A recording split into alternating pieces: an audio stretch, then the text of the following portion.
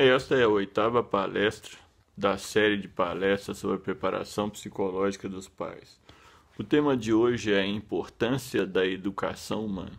Eu já tenho falado muito nisso, mas agora eu quero enfatizar outros aspectos. Durante os vídeos anteriores, eu algumas vezes coloquei alguns temas que depois eu trato eles num vídeo específico com mais profundidade. Qual que é o objetivo da educação humana? Essa é uma das coisas mais importantes que tem. Como eu já falei anteriormente, eu quero ressaltar isso. Na verdade, o ser humano tem que ser socializado. Como eu já falei anteriormente das questões psicológicas, os processos que acontecem internamente na criança, sem a educação, ela não vai socializar. Ela não vai aprender a viver em sociedade. Ela vai achar que o mundo gira em torno dela. Ela vai achar, não. Ela vai ter a certeza, né? Que na verdade ela não tem certeza, mas do ponto de vista dela, é exatamente isso que ela quer. Que o mundo gire em torno da vida dela. É claro que não tem jeito de fazer isso. Qualquer pessoa que fizer isso, como eu te falei sobre a imaturidade, ela não vai ser feliz e ela vai ter muito trabalho, muita insatisfação.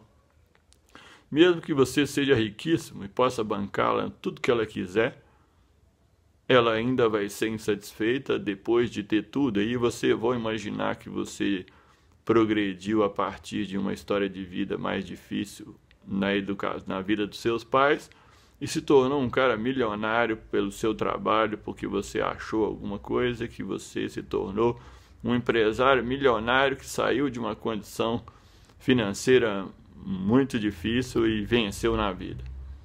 Aí você vai falar assim, nossa, mas eu tive muito menos coisa e sou melhor. Porque eu não digo que seja só a quantidade. Se você for rico, você pode dar melhores condições, não tem dúvida disso. Mas só as melhores condições não adianta. É muito ilusória essa ideia. É muito comum os pais que tiveram dificuldades quererem proporcionar o que eles não tiveram. E eles proporcionam em excesso. E a criança, depois de ter tudo o que ele quis, ela fica imatura.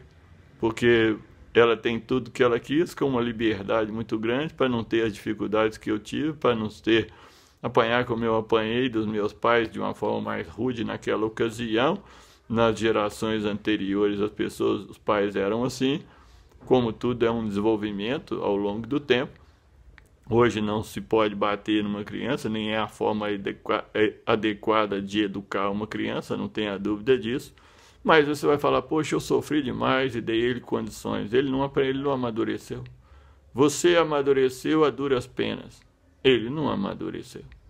Então o ser humano tem que ser socializado. Ele tem que aprender a viver em sociedade. Em vídeos anteriores eu falei que uma criança de 2, 3 anos, quando ela quer uma coisa que a outra criança pegou, que ela é egocêntrica e acha que é dela, e até é dela, mas ela não quer dividir, ela dá uma mordida com força, com toda a força no braço da outra criança, que dói e você vai ver que ficou a marca dos dentes ali. Então o ser humano é egocêntrico. Ele vai ter que aprender a viver em sociedade. Viver em sociedade é viver com limites. Existem éticas, existem valores, existem coisas que a gente tem que fazer. São princípios éticos que a gente tem que aprender. A minha liberdade termina onde começa a sua e vice-versa. Eu tenho liberdade, mas eu tenho limite. Aquela questão da expressão, as pessoas elas podem expressar o que ela quer. A liberdade de expressão. A liberdade de expressão, ela tem um limite. Você tem o direito de discordar, você tem o direito de falar, mas você tem o limite de saber, o limite ético de respeitar o outro. Então, porque eu tenho liberdade de expressão, eu não posso dizer o que eu quero, a hora que eu quero, do jeito que eu quero. Aí já se deixou de ser liberdade de expressão e virou falta de educação. Na medida em que a liberdade de expressão pressupõe o respeito ao outro enquanto um ser humano. Eu posso discordar de você, mas eu não posso te agredir, não preciso usar palavras de baixo calão, palavras negativas, indevidas. Eu posso colocar a minha fala de discordando de você, mas respeitando o seu direito de pensar diferente de mim no total ou em parte. Isso é viver em sociedade. E a criança precisa fazer isso. Ela tem o limite dela. E o limite ela vai ter que aprender a lidar. Por isso ela tem que ser socializada.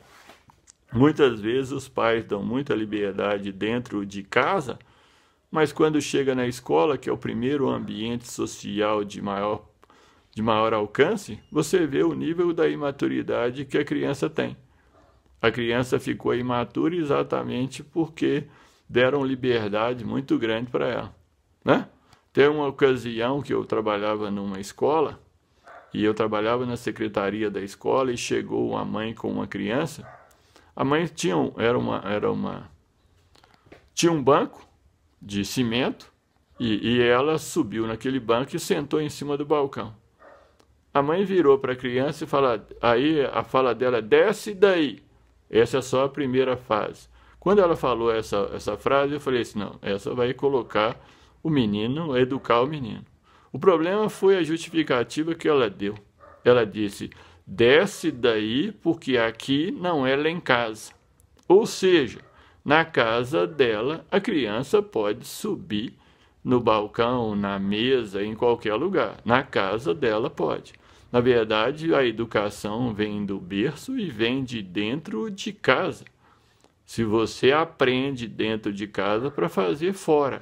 Você não faz dentro de casa o que você quer e depois faz lá fora. Porque a criança vai fazer a mesma coisa.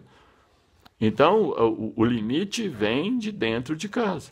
O limite saudável, né, que a criança tem que ter. Ela precisa ser socializada. Agora, a educação tem dois aspectos. Antigamente, ela era extremamente repressiva. As pessoas não podiam fazer nada. Depois de 1960 para cá, um pouco antes disso, houve uma mudança muito grande e hoje a educação é extremamente permissiva. Tanto a educação excessivamente repressiva é negativa, apesar de que ela gera pessoas com mais perspectiva social, mas com muitas questões psicológicas que não são trabalhadas e não são respeitadas no processo do desenvolvimento humano. Mas a permissividade vai gerar pessoas que tiveram muito limite, não tiveram limite, tiveram muita possibilidade de fazer o que quiser e não têm condição de lidar na sociedade. Aí é um outro problema que acontece. Então a educação não pode ser excessivamente repressiva como era, mas também não pode ser excessivamente permissiva como tem sido hoje. Por isso, a necessidade desses vídeos, dessa palestra, dessa série de palestras visando isso.